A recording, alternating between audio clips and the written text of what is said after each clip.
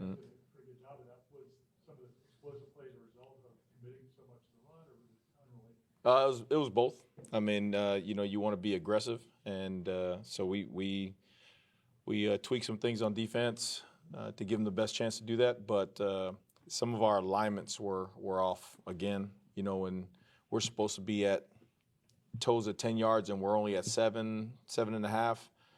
One of those balls we're at 7.5 ish, and you look at when he caught it and you're only about 1.5 yards away. Well, that was in your initial alignment, your initial read. You know what I mean? Looking at high hat, low hat, things like that. So things that we got to keep on harping on. We didn't do a good enough job on harping on the little things and making sure that the work was detailed and it caught us. And great message again, right? When you play championship caliber teams in games like that, like UVA, and how close that game was, and in this game, like 4 or 5 plays is going to be the difference now. You know what I mean? And you go back and look. We looked at all those plays, and we miss a check or we're misaligned depth-wise or leverage-wise, and eyes are bad. Eyes are in the backfield when they're supposed to be on a man key or whatnot, and we get beat. So the guys did a nice job. They were ready to play in terms of physicality and wanting to go out there and play as hard as they can, which they did a nice job of. But championship level ball, you got to be detailed like that. So we need to fix that. Are those details, like when you guys are practicing, are they being executed pretty well in practice, and then is it just something getting lost in translation? Yeah, they are. And the crazy thing is, like, you go back and watch the game film, and the same play, the Ed, now what they do is they dress it a different way, right? So like 10 one time, he's the point guy there in the cluster, and then he runs the same route. And that's the one where we got a high guy in Ed, and he plays underneath it, and it's fine. Later on, all they did was change the motion. They started him out, and they motioned him down to do the same exact thing, and then it's the touchdown, So we just got to keep on harping on it over and over and give them different pictures. Window dress it a little bit different, so the guys, like, they don't memorize plays. They understand concepts and how they're being attacked, you know what I mean? And so they can execute in the game. Are you still, like, learning some of these guys, even though you're 5 games into the season? I mean, in terms of, like, how they're going to handle emotions, how they're going to handle moments, things like that, or do you feel like you have a good handle on that? All right, no, that's a great one. Yeah, I think you're constantly learning, you know what I mean, because you're constantly changing things. No game plans are the exact same. No offenses are the exact same. No situations really, truly are the exact same. You know what I mean? So you're seeing those guys react, and it all goes hand in hand, but it comes back to the process. Like, I didn't put them in enough situations in practice, like where they were spooked out like that, so that way they can calm down and do that, And again, credit to Miami. They dressed things a different way. They were having a hard time running the ball, so they said, okay, we're gonna throw the now screens out there, and again show a play where I think it was D-Jack. They raise up and throw the ball out there, and D-Jack is running out there, and he makes a play for -2, and then the same play they throw later on, it goes to the house. You know what I mean? So it's like just finding the consistency, understanding, like, just be calm in the moment, just execute your assignment, and we can play some really, really good football, but we're not going to do that if we're inconsistent. So how do you keep confidence up when you have struggles on that side of the ball? I think you got to be truthful with them, right? I mean, that's number 3 team or whatnot, number 2 team in the country, and we knew that they wanted to come in here and run the ball, especially after giving up whatever we gave up the week before. And the guys I thought did a really nice job of getting themselves ready. I thought D-Jack in there was as good as any D tackle nose guard in the country. I mean, he is singled up in there, and every play he's down there making every play by himself in there. You know what I mean? When they singled him up, I thought the twins in there, Amari. We started putting those guys in there. T&I did a nice job of rotating different packages with our pass rush stuff, and we were hitting them. We were getting back there, which you didn't see against a lot of other teams. And they were getting back there and affecting them, throwing the ball. So I thought I did a really nice job in certain areas. But again, like, you lost and you gave up whatever it was, 5 explosives for 155 in the pass game. Like, you better get it fixed, dude. Like, you better get it fixed. And it takes everybody, right? It takes me making sure that we know what to do. It takes the position coaches making sure they relay the information. It takes the young men absorbing the information and applying it on the grass. It takes all of us. So we're all at fault. Last week, you and Mike talked about just finishing plays, driving through players. Was that something you thought was up to your standard? Do you think there Oh, I mean, it's never perfect, right? I mean, it's never truly perfect, but the guys showed up with an attitude. You know what I mean? I mean, Tally was electric. That was truly awesome. Had the family up in the box and looking, and you know I mean, saw the old Noles on the sideline. I mean, everyone that was out and about, it was rocking. This place was truly special, you know, and those guys came to play. Like, I mean, the D front guys flying around. OG, I thought played really well. Still, all those backers. Blake played a heck of a game. You know, again, it came down to 5 or 6 plays, and you're talking about the difference between us being upset right now and us having celebrated too much right now. You know what I mean? So we gotta go back, point out the good, point out the bad, and then the biggest thing is what's the response going to be and getting it fixed, so that way we can go out and play a good pit team. You mentioned Amari. I guess how did he do in that capacity? That it seemed like when he was on the field, James was on the field a lot with him too. Yeah. Is that like a more specific role for James as he kind of figures out some maybe the line of production, I guess, that he's kind of had? Yeah, that's just everything. You know, we knew it was going to be like a tight game in there, like a really condensed formation, just pound on you kind of game. So gave some other guys bigger bodies in there to hold up and to deal with that physicality. But then again, like Amari, the twins, James, all those guys knew when we got them into situations where we want to rush the passer that they were going in, and they did a heck of a job. Like I think early on they tried to open up the formations, and then we hit them a couple times, and they said nah. So they went empty and brought in the double chippers, and then that's when Amari and the twins started hitting them. So I thought they got after him in the pass game wise in terms of pass rushing the quarterback, especially against that O-line. You know, you didn't see that. It was very similar to Virginia. Like they didn't let you hit them back there, and they were doing a nice job of rushing the passer. You've been doing this for such a long time, but to come here, inherit what you guys inherited, and then do what you did early in the season, rank top 10 in the country, and then 2 weeks later, kind of comes and rally. Just how do you kind of, I guess, square all that up and then figure it out?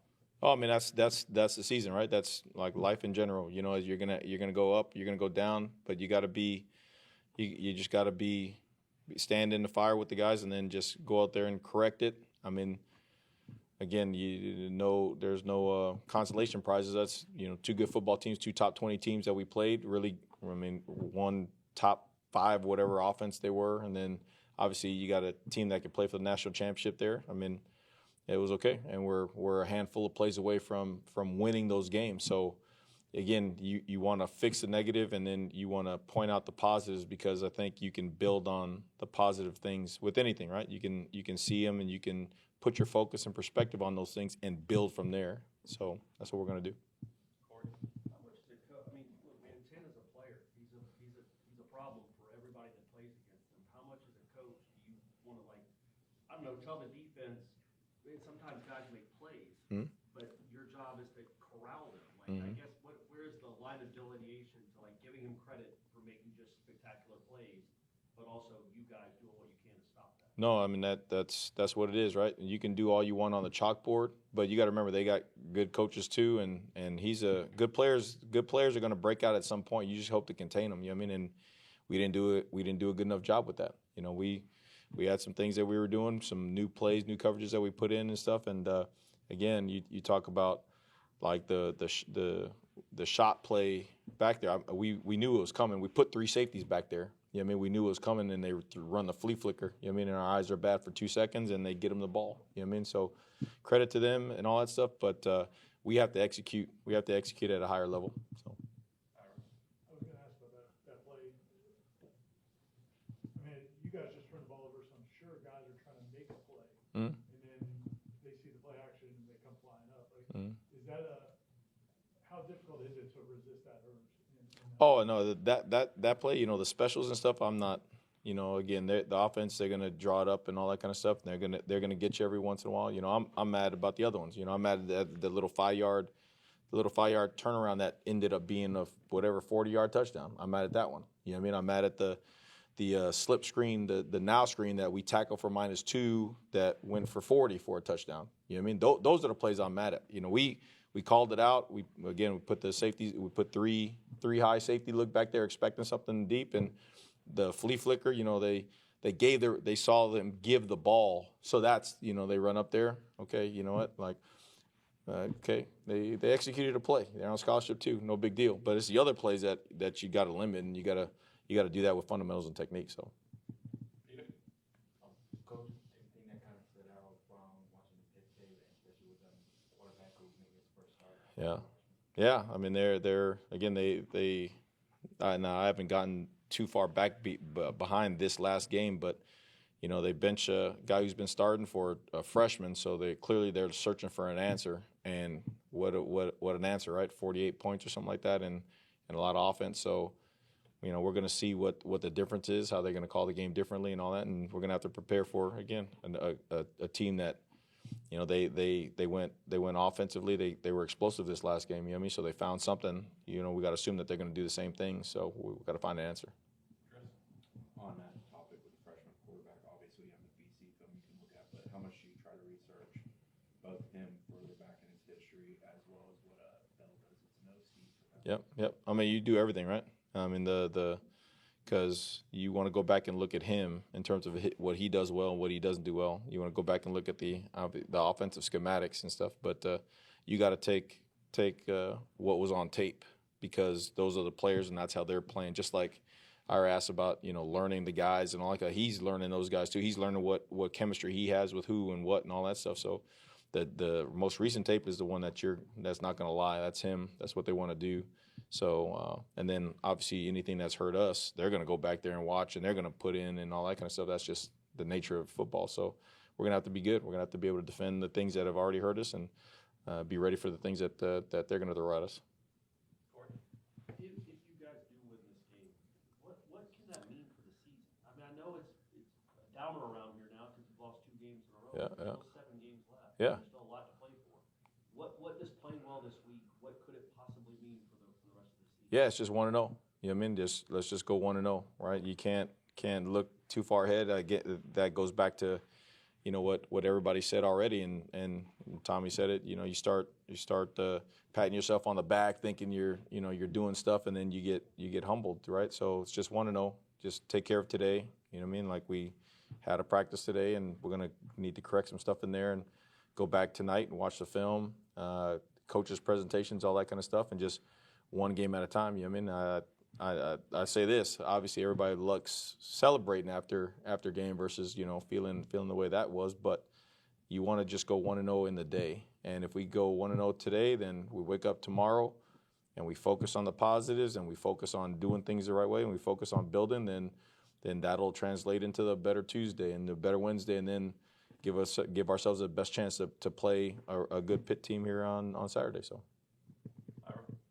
You guys, when it's 28-3, I mean, if you look at the sideline, there was a lot of guys and coaches trying to keep guys in it. And could you sense that you hadn't lost them at that point? And is there something to build on at that point? Yeah, I mean the message going into it was that was one of those games where the scoreboard didn't matter. You know what I mean? You just wanted to play football, because that's one of the best football rivalries, period, in all of football. You know what I mean? And so you really didn't care about the scoreboard. You were just caring about, hey, how many plays are you going to get to play and show out, in front of everybody, your family, your friends, all those things. So that was the message going into the game, and the message at halftime. So, just kind of reiterated that message was like, hey, we're not worried about the scoreboard. Like, let's just play. And then sure enough, the offense scores and we stop. Offense scores again. It's like, guys, like, just play.